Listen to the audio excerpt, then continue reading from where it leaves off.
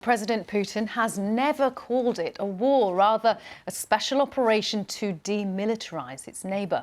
Russia has seen protesters take to the streets, and life for many has been changed drastically by economic sanctions.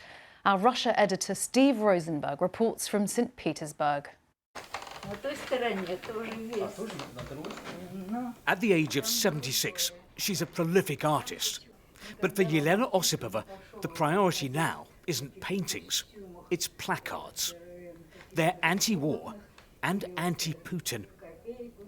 Putin is war, this one says. We don't want to die for Putin. After Russia attacked Ukraine, Elena took to the streets of St Petersburg. Like many anti-war protests in Russia, it ended like this. She describes one of her favourite placards the police haven't given back. I'd been given some red tulips, beautiful young flowers, but very quickly they died and wilted. They reminded me of young men falling into their graves. So I made a poster and wrote that people were being sent to their deaths. In Vladimir Putin's home city, home truths about Ukraine. And deep concern. This human rights group is taking calls from Russian mothers, worried that their conscript sons are in Ukraine. Under intense pressure from the authorities, the group is having to close down. The authorities prefer to cover up problems, to give society a false picture that everything in the army is absolutely fine. They want soldiers' mothers to be patient and to be silent.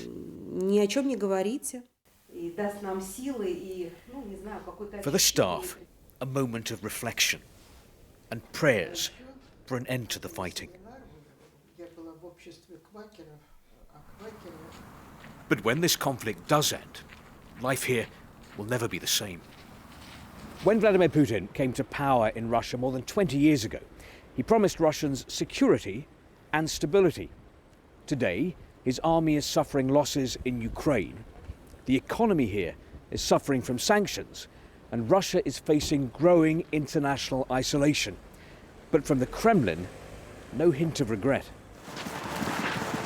Quite the opposite.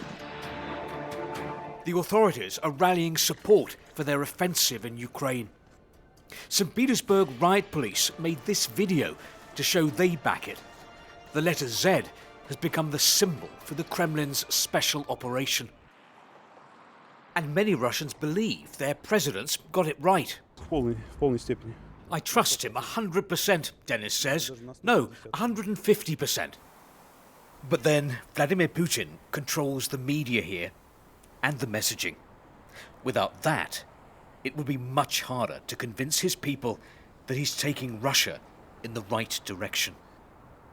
Steve Rosenberg, BBC News, St Petersburg.